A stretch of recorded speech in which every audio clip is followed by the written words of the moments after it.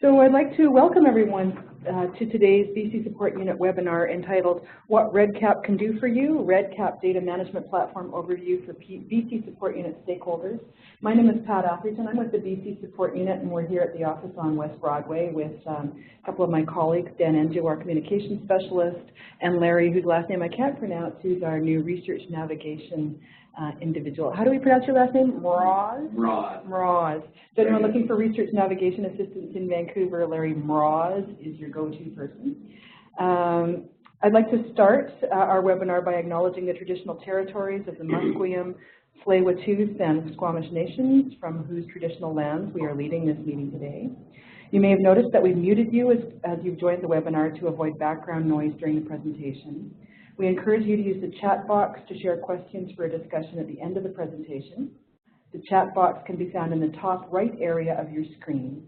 At the end of the presentation, your microphone will be unmuted so you can ask questions using your microphone or via the chat, whichever you prefer. This webinar is being recorded and will be available on our website, bcsupportunit.ca, under Resources, so you can share it with your friends and colleagues.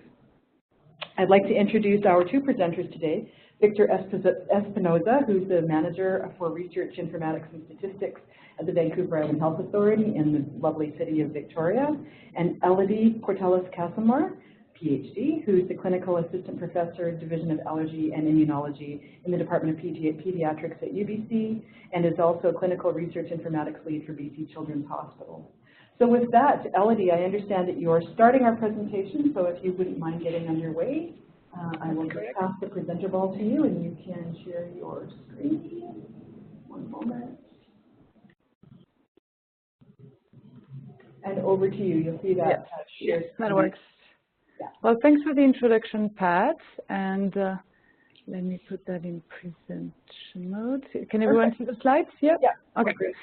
So, yeah, it's my pleasure to be here today with Victor and to talk to you about REDCap and the implementation that we've done at the BC Support Unit and how it can hopefully help you in the near future.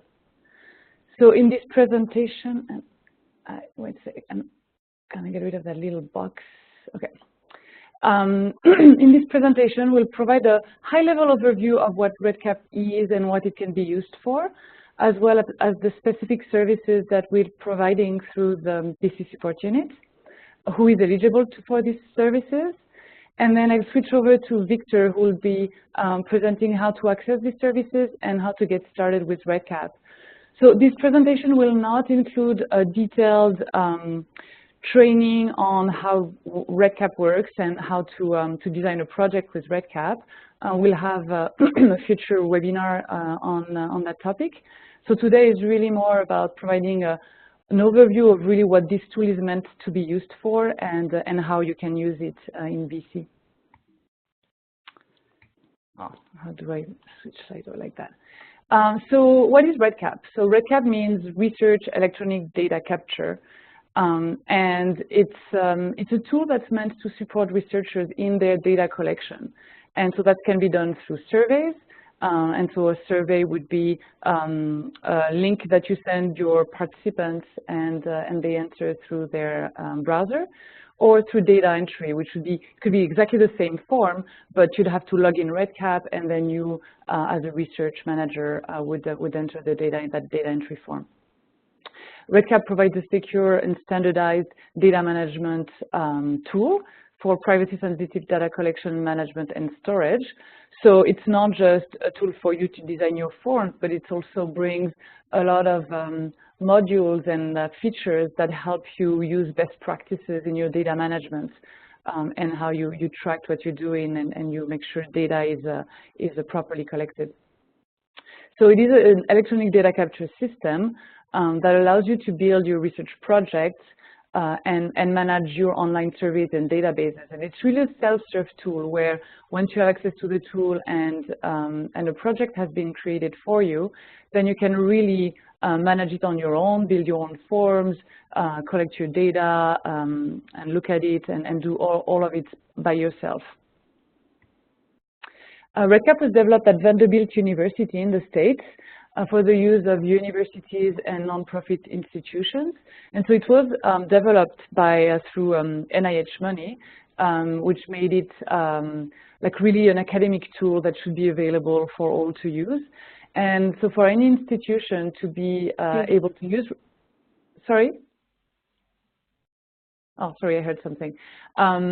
For an institution to be able to use it, they just need to join the consortium, and then they get the software for free to install on their own servers and infrastructure.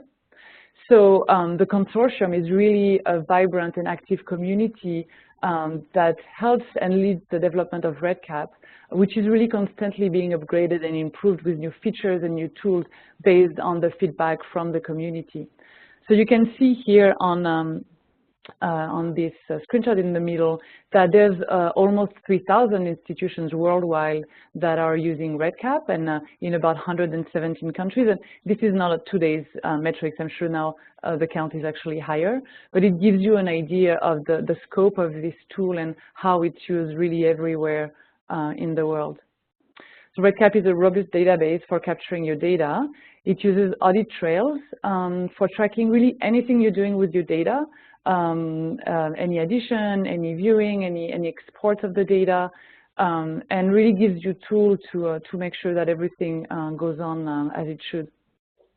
And no programming or database experience is needed for you to do this. It's really all done through click and point, drag and drop within the interface. So I'm not saying, like, of course, there is a bit of a learning curve to know how it works and which buttons to click on to do what, but once you've gone through that initial training, it's fairly easy to just design it on your own.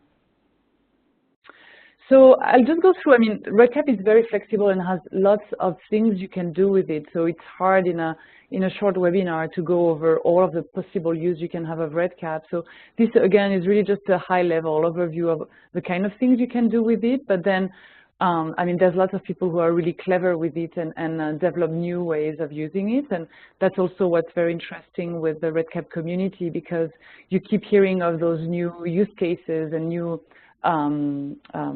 projects that people have built with REDCap.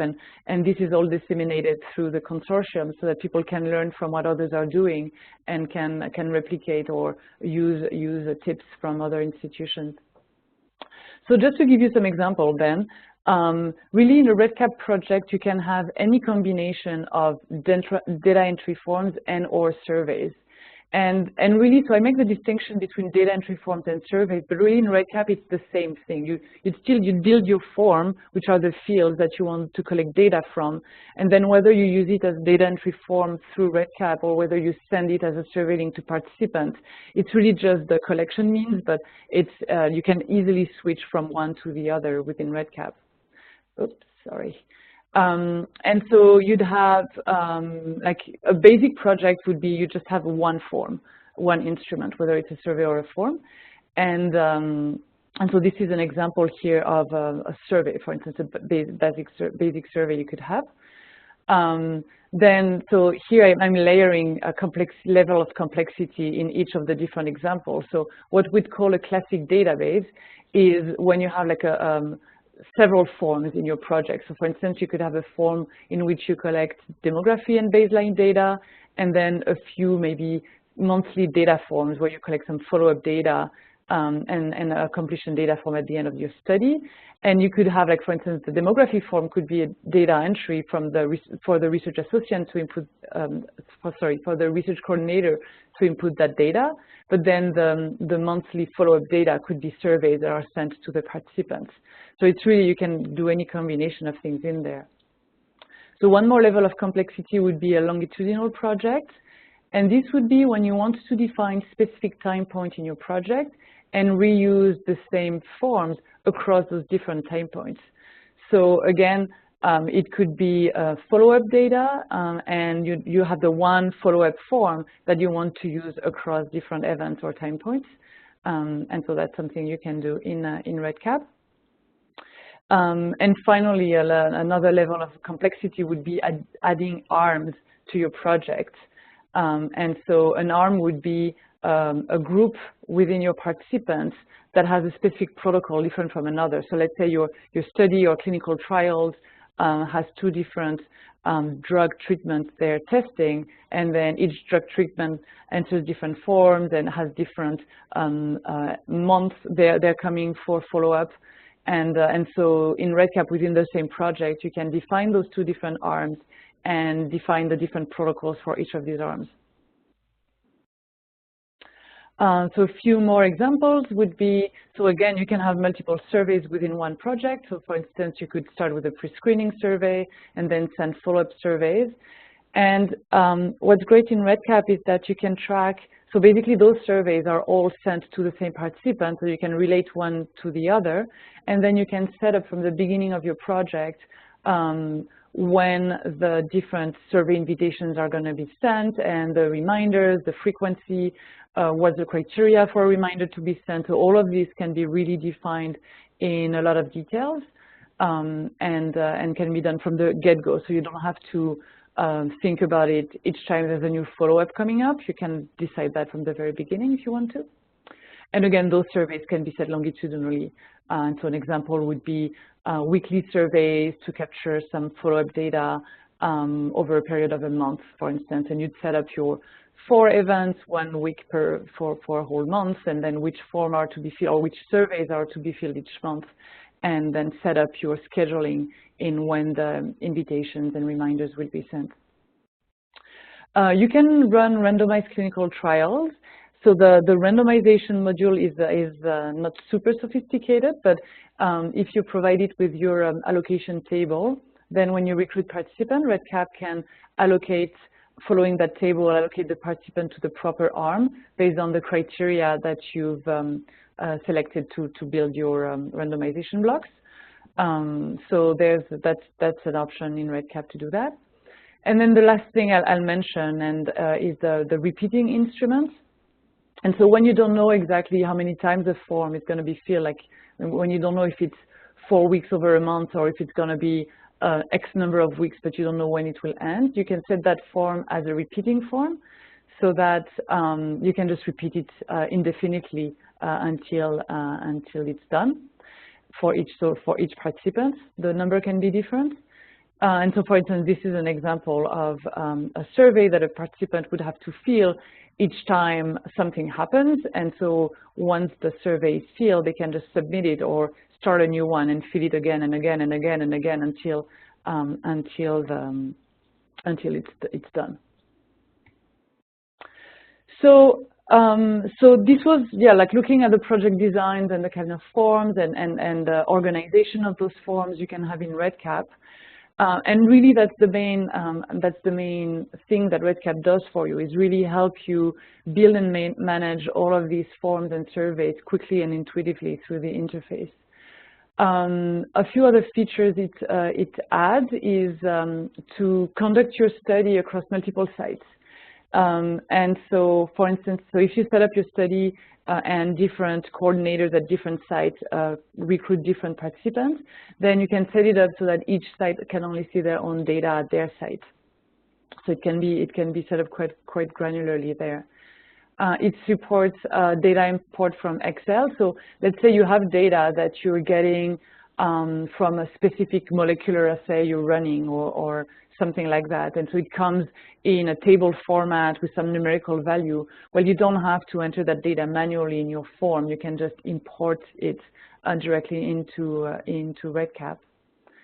It allows you to create dynamic reports using your project-specific filters so that you define exactly what fields or variables you want to see in your report and what criteria, let's say, I only want to see males in that report. So you define your filters. And then each time you bring up this report in REDCap, each time you click on it, it will dynamically draw the current data that match your criteria so that it's always up to date. You don't have to rebuild the report each time. It's there. You build it once and you can use it whenever you want the up-to-date data. You can export data back to Excel if you want to, but also to a lot of different statistical packages like SPSS, SAS, Stata, and R. So it will dump the data directly in those formats so that you can easily upload them in those software and start your analysis very easily without having to reformat everything to those different software.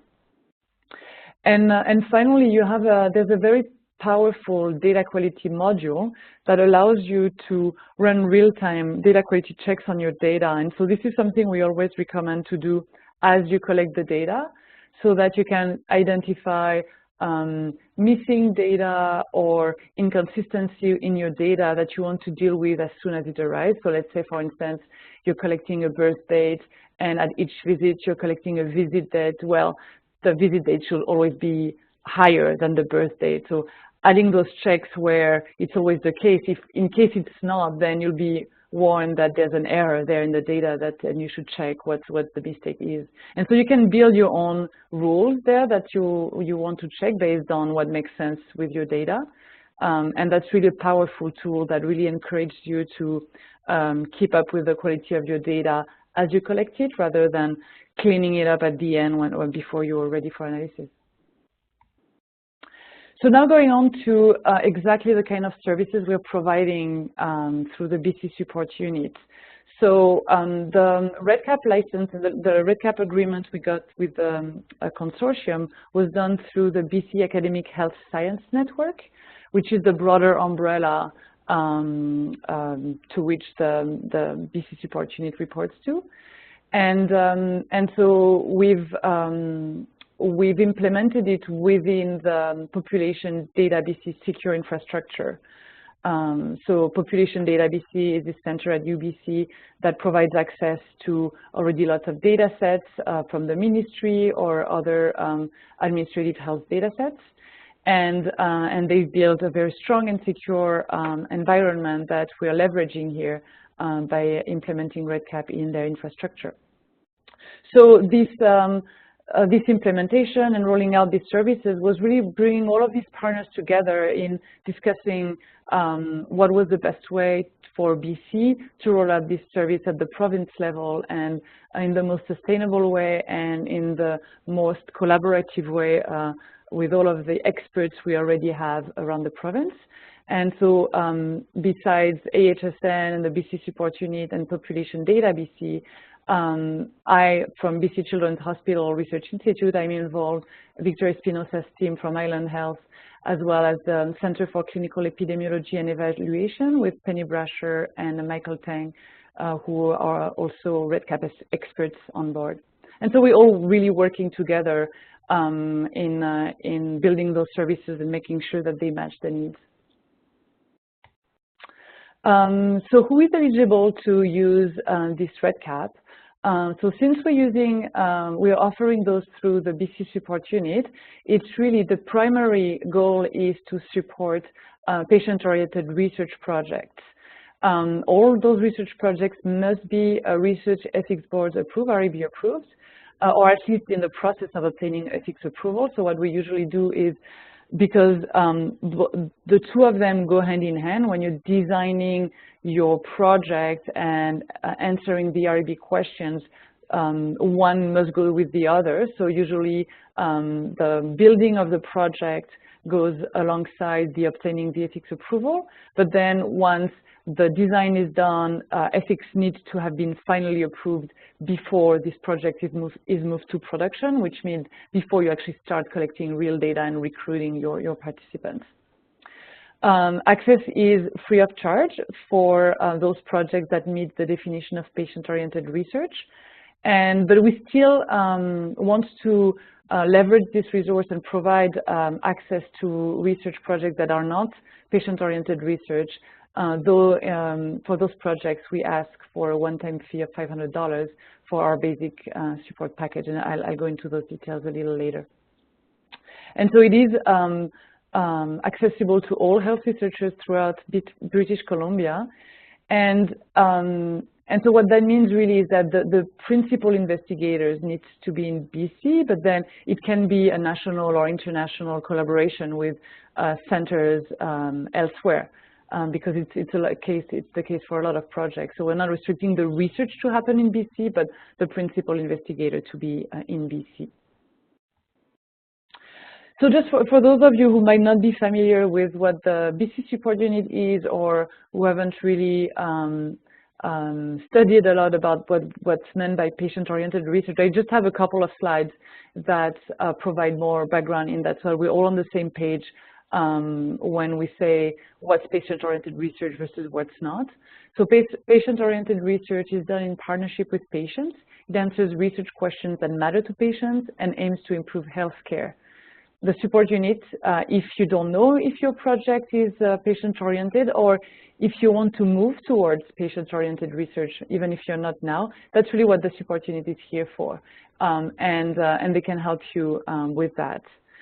And so why patient-oriented research, and why is this focus there?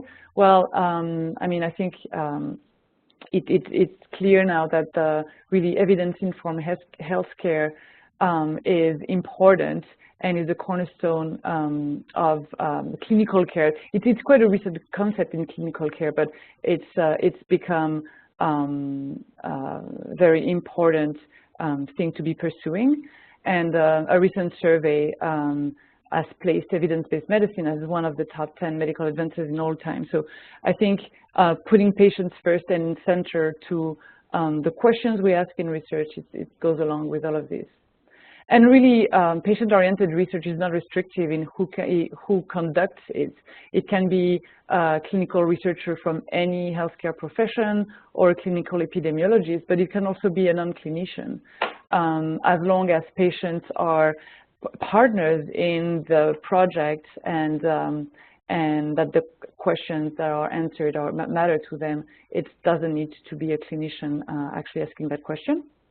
And it can also be undertaken in all healthcare settings: primary care, tertiary care, long-term care, community care, like really anywhere where patients seek or receive care. So now going back to the specific REDCap services that we're providing, and so again, our basic support package is free for patient-oriented research and $500 for others. And so our model is really a self-serve model. So what you get for this package is the creation of your project in our REDCap platform, and we follow your requirements in what the study how the study should be set up. We provide access to the users you need access to, and then we provide training to you and your research team, so up to 4 hours in person and up to 2 hours then yearly. But it's really training you to do the work by yourself. So we're not designing the forms for you. We're not designing the project for you. We're here to advise you and help you get there the best way possible. And we're sharing our REDCap expertise with you. And so all of this and all of the REDCap is done in a secure environment, so all of your study data will be safe with proper encryption and firewalls and backups and recovery plan in case of a disaster. And we provide regular software updates. And as I said, because REDCap is so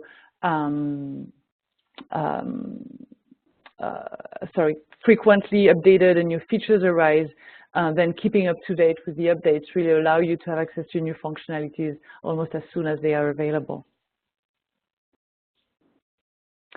So on top of the basic support, so some projects have very specific needs and need more than what the basic package provides, and we're happy to help as we can, but we have limited resources, and so this comes for a fee for service. But we can do like additional troubleshooting specific to your project, or help you more intensely with your project design or building your reports if you really need more, if you need more hand-holding and more consultation on that, as well as any specific modification that you'd have, or advanced customizations or other things that are really specific to you.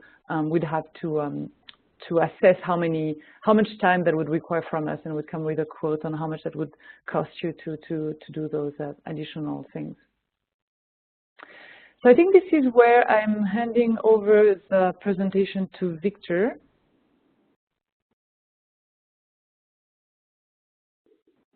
Okay, Victor, you should be able to share your screen now. Thank you.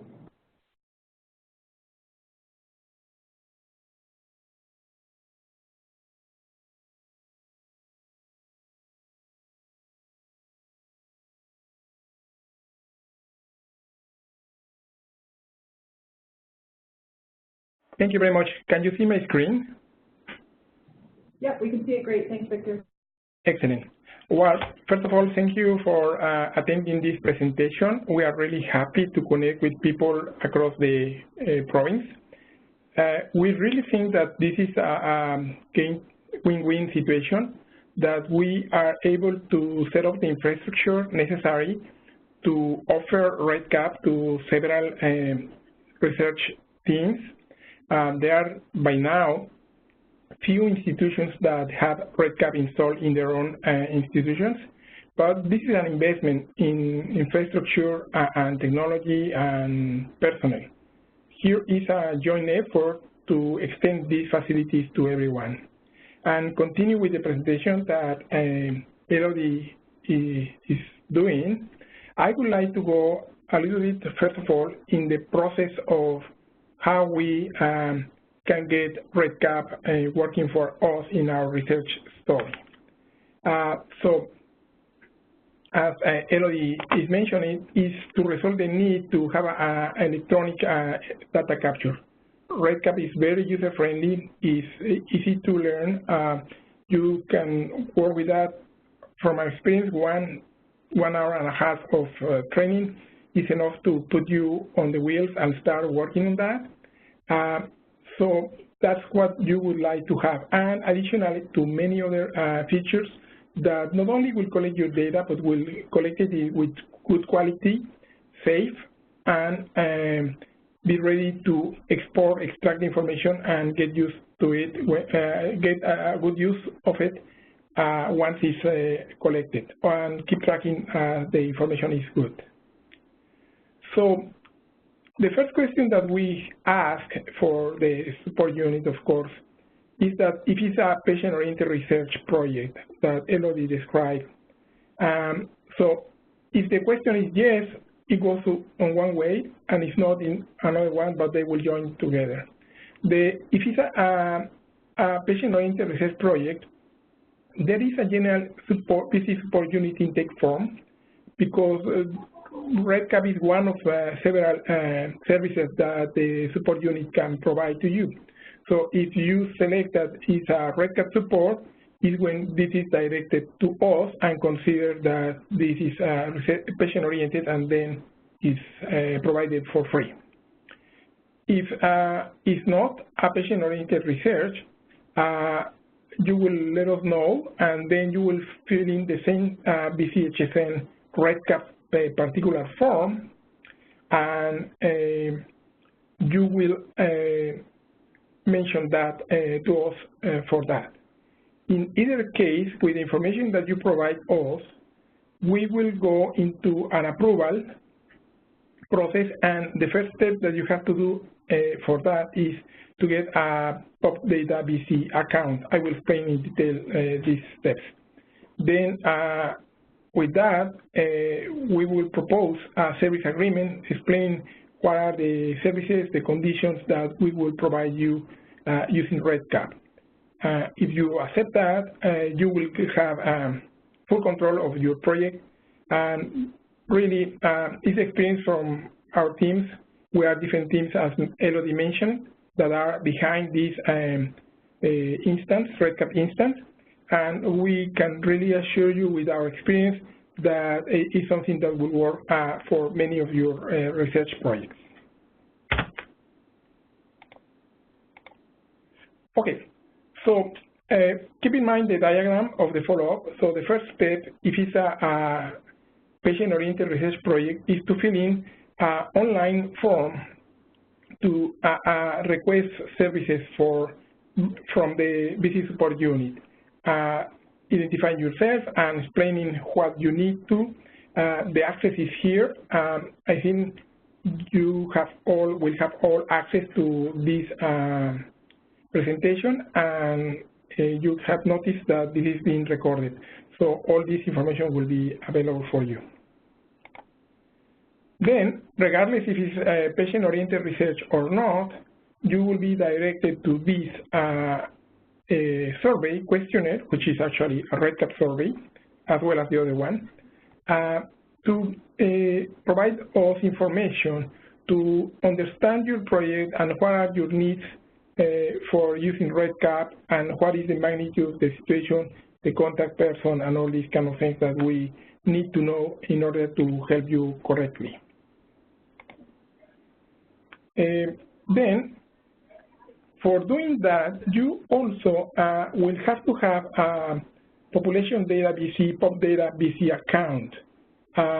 This is because REDCap is hosted at this part of the agreement and the support that everybody provides. Pop data is the institution, hosting institution for REDCap. In the secure environment is a REDCap host. So you will have to get that account. And when you fill in the form, you have to provide your username, pop data username.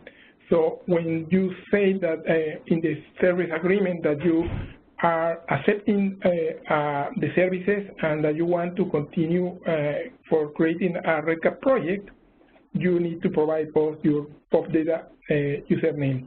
And you just follow the instructions on how to create this, and you will get it in a couple of days or something like that. Okay, you're on the game. You have your own REDCap project, so there is when the fun starts. You are able to control this and do a lot of things in fairly quickly amount of time, depending, of course, in the complexity and number of questions and many other factors, but you can start within 1 day or at most 1 week, depending on how prepared you are and if you have your questions and your project already set up. But if you have your protocol and you have stated how you will conduct your study and you have all your questionnaires defined, this doesn't take long. It's really easy to manage, easy to set up. So you will have access to that, and you will get a log for REDCap as is showing here. And just to give you a little sense of what I'm talking about and what Elodie was referring, is that you just have to click or drag and drop or take some decisions to build your questions. First of all, and really is a big advantage, you don't need to know any programming language or learning coding for 99.5% of the REDCap solutions. And you can see here, this is a screen that breaks a questionnaire in different boxes for different questions. You just have to select one. You can add a new question with a simple button, like add a field where you want to have it, or you can even move it. Then when you click add a field or the pen, which means edit a field, existing field, it takes you to a box like this one with just boxes that you have to fill in to make sense to your question. The type of question you want to have, what is the user going to read, a unique internal name for this field or variable, and then some kind of decisions on validation, requirement, identifiers, and custom alignment, no more than that. The type of fields is something very rich and very valuable in REDCap. You have from simple text boxes with a lot of validations that you can specify what you want to do, and as much as you can use is the better, because this enhances your quality. It's checked all the time and expecting these are the values that it is accepting. From dates, email, integers, numbers, postal codes, and all these, they are really useful. And for example, for dates, you have a little nice calendar icon to help you enter the appropriate date. Then you have larger boxes to enter data, text, calculated fields that REDCap can calculate something for you, like date, time from one day to the other, or BMI, or many other calculations. Drop-down lists, radio buttons, check boxes, simple radio buttons for yes, no, or true or false. You can also have the signature, upload a file for each case, for each user to upload the information, visual analog scales, descriptive text that only shows something, instructions or subtitles or whatever you want, and dynamic queries that are reserved for programmers. So when you have a form ready, and it has been pointed out by Elodie, you can enter the information in two basic ways and a lot of combinations. But the two basic ways is as a data entry form, which many people think about that as the database, which entering the information in a form when you log in into REDCap, or by a simple direct way to collect data from the source, patients or partners or whatever, or colleagues, by a survey. They just get a link, an invitation, can be through a REDCap email or from your own email, send the link to answer the survey and collect that online. Once it's submitted, the information is stored in the same REDCap database. But I don't think that the story ends there, because really you collect the data for some purpose. In research, you want to do your own analysis, or you want to do interim analysis to see how it's going on, to check for several reasons, for example, adverse events or things like that, to follow up your study. And you can do that in different ways. One of that is to export the data to other software for quick analysis or some sharing information in a safe way. You can use Excel, but you can also export for a more advanced analysis on a statistical package like the ones that are showing here. There is a tool, online tool in REDCap. Oh, well, sorry. First of all, I want to mention that you can make it, as I said, the export in a safe way by shifting dates, removing or eliminating identifiers, and hash the record IDs if you want. So several security measures are immediately available. And as I was saying, a very powerful tool that is online reports are very, very easy to set up and to customize. You can select that again with the user-friendly approach by REDCap by clicking and dragging options. You can create a report to select which field for which conditions, for which sites, or many other conditions ordered by something, whatever, to create an online report that is immediately updated, and to have this a report like this on your screen that can be at the same time when you create this report, you can export that into these packages, or you can have a very quick graphs or simple stats for descriptive stats, I would say, for these reports with a touch of a button. Going to the end, something that is always there is the security. REDCap is very secure in different ways.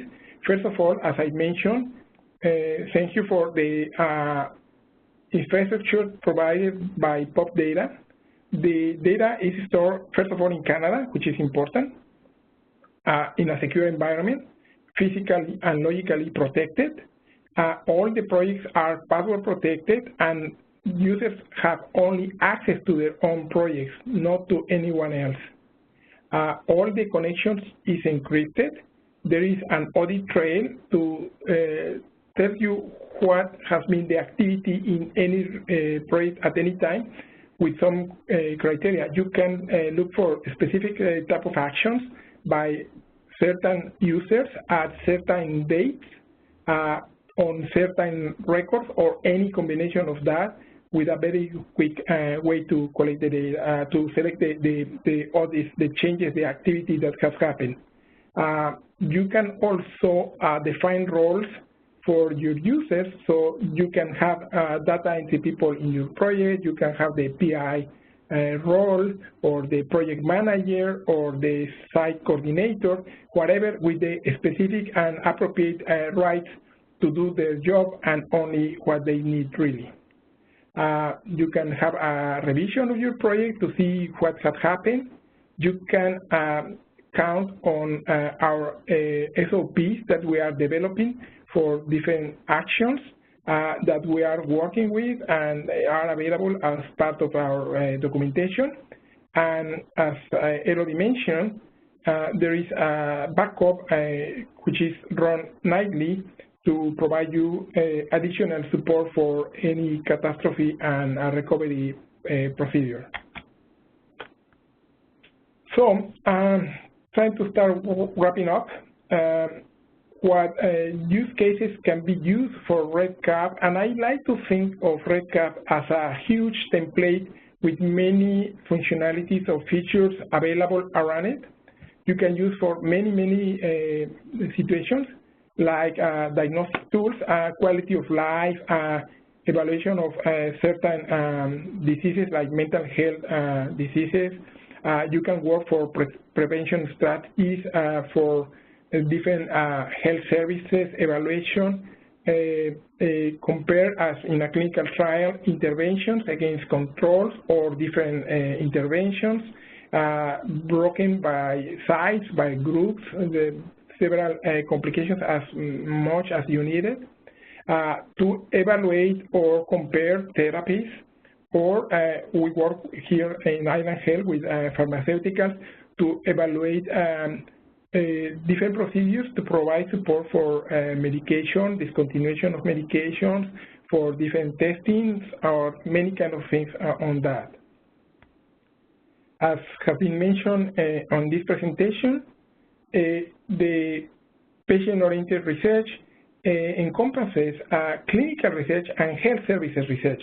Is wide open in application, and the intention is not only to collect data, but synthesize it, disseminate, and integrate all the information, the new knowledge, because the goal is to go back to the healthcare system and into the clinical practice. We need to clarify, or what we have said is what can be done in REDCap by now, what cannot be done, or that we do not support, and there are some especially, or not only workload or capacity, but also security implications. We cannot support quality improvement, quality QA projects by now, like program evaluations, all these quality improvement, patient follow-up, evaluation, QI programs to improve services, these kind of things. This is a list of different sources that we can share with you. First of all, as has been mentioned, there is at the level of the consortium a lot of support from each other. So the Vanderbilt University, which is the creator and the coordinator of all REDCap, you have some information there. Apart from the online integrated support, which is very rich in REDCap, there is more online here, tutorial videos from the University of Colorado. We will be posting our training sessions for patient-oriented research projects, which is the first form that we need to fill in. There is the link for the support unit intake form. If it's not patient-oriented research project, you can go directly to the AHSN REDCap intake form. And to create a POP data, this is the link. And with that, we finish the part of presenting, and we are open to questions and comments. Pat, back to you. Thank you very much. Thank you very much, Victor. I'm just going to take the presenter ball away from you, so we're not looking. You have your computer back again, Victor. So thank you very much, Elodie and Victor. We really appreciate your presentation today. That was extremely informative and helpful. I'm just unmuting everyone's microphones and letting you collect your thoughts in case there are any questions. Just to let you know, your microphones are unmuted now, so we can't hear any background sound effects or chatter. We do have 2 questions from the audience thus far, Elodie and Victor, and those are, and I think you've answered these, but in case you haven't, or to highlight them for anyone who might have missed them, the 2 questions are, where is the REDCap database located, and who owns the data in the database? So while Elodie and Victor are preparing their answers, I'll just remind everyone you can ask a question via your voice or using the chat function in the top right area of your screen. Elodie and Victor? Yeah, I mean, as we said, the servers hosting the data are located within population database environment, so it's on their data center that's somewhere on the UBC campus. And as far as who owns the data, well, it's research data, and the principal investigator is responsible for that data. So yes, the support team may need access to the data in their role as supporting the team through the project, but we have no claim on the data. It's all the principal investigator's data. And that is in part why we cannot at this point support quality improvement projects, because those projects that are not REB approved projects and capturing data maybe from a health authority, then we get into a whole lot of issues around who owns that data and whose data it is, and it's something that we cannot really deal with at this point. Great, thanks, Elodie. Other questions from our participants today? We've got one here from Interior Center, and it is, bear with me while I try and open it.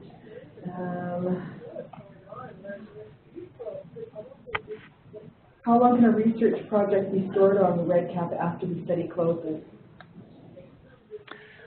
We don't have any limitation on that, and since it's all backed up and the backups are kept for a long time, it's, I mean, it's we really just started at pub data, so we haven't defined those policies yet, but here at Children's, we keep the data forever. So, except so if the project needs, and if it's a requirement that the data gets deleted, then the data will get deleted too. Ideally, it's depending on the requirement from the research team. Thank you. Another question, if free access to REDCap through the BC AHSN requires ethics approval in place or in progress, can researchers write REDCap into their grant applications? Ethics approvals aren't usually in place or in progress at this stage, but researchers will need to note in the proposal if they are using this platform as well as the budget for their project.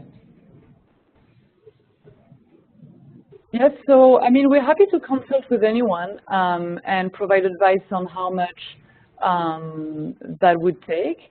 I think in practice, we don't have, for non-patient-oriented research, we don't have any restriction in who we would accept in the system. I guess it would depend on how sophisticated your project would be and how much extra work it would require. And this, I think, we just need to sit down and evaluate what are your requirements, and then we can help you evaluate how much that would cost. Thanks, Elodie. Any other questions from participants who are contemplating what they've just seen? I have a question. My name is Mona, and I represent the Pacific East Network.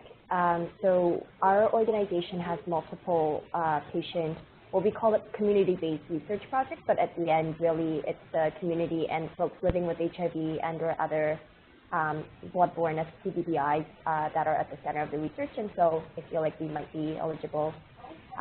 That status, so once it's determined, is it open-ended? So for example, do you reassess that eligibility 3 years later? Because we have multiple projects going on, like, can we just add, you know, a new survey or new data management tool onto our platform without consulting you first? Like, once you gain that status, is it up to us as to how we manage that? So the platform access is really project-based and REB approval-based. And so you would plan for your project as it is defined in your REB approval, and you define the two in parallel, I guess. If you have amendment to this proposal and add surveys and things to it, as long as it's something that you go to your research ethics board and they agree for those additions, then it's totally fine to add them to your project.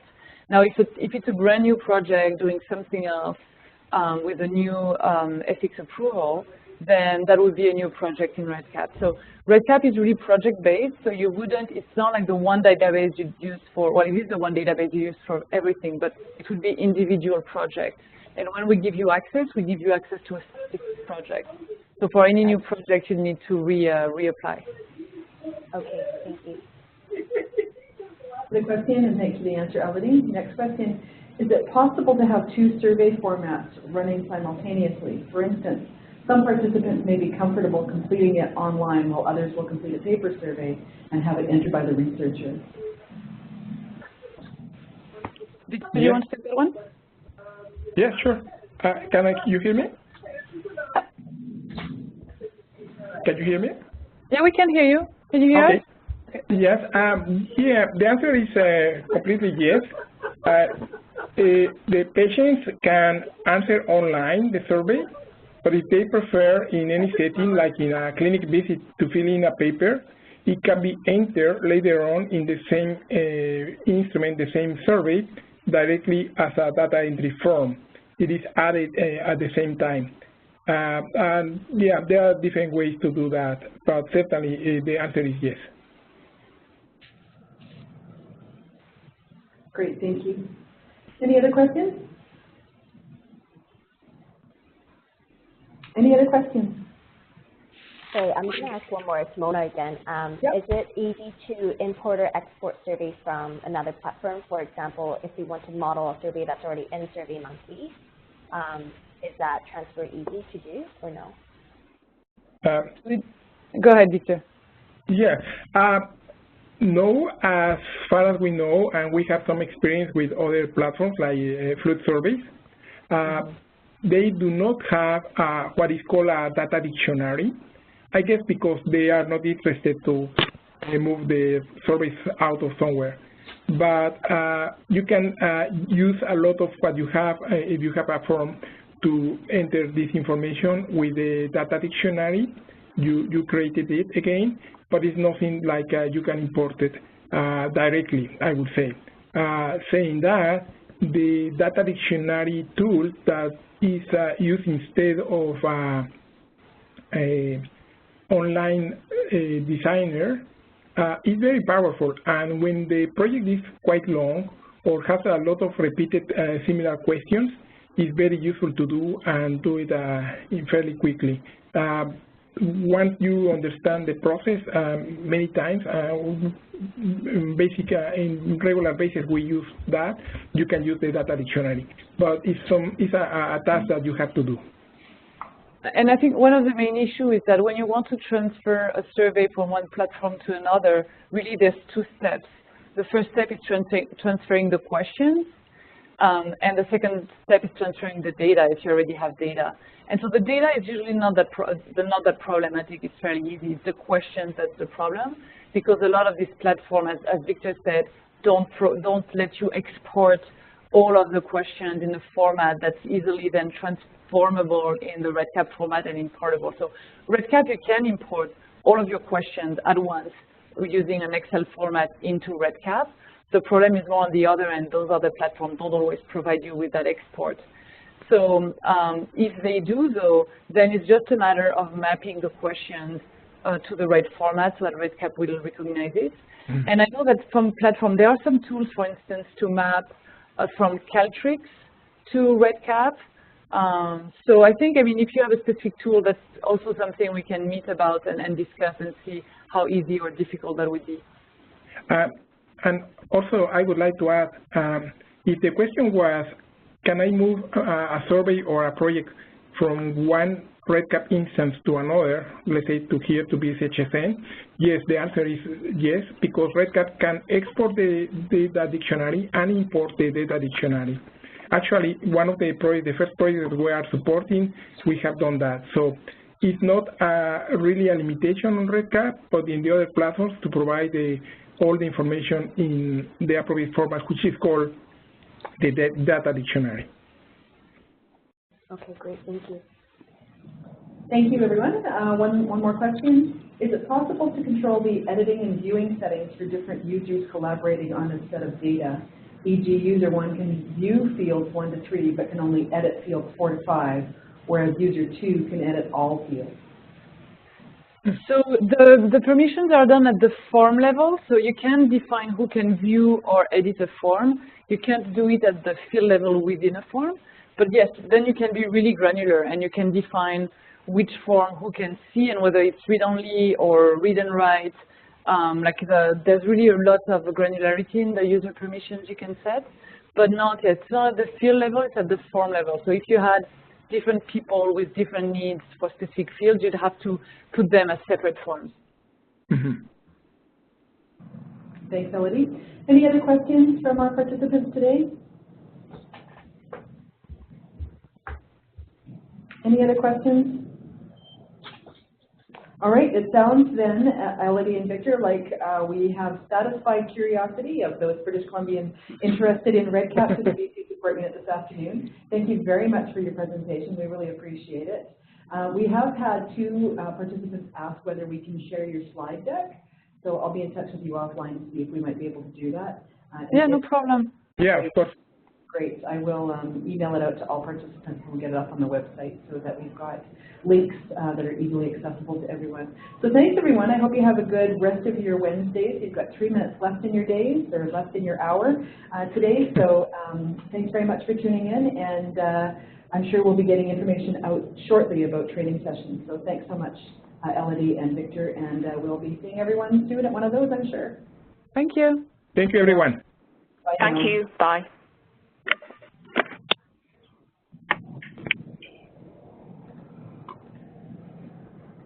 How many people are there?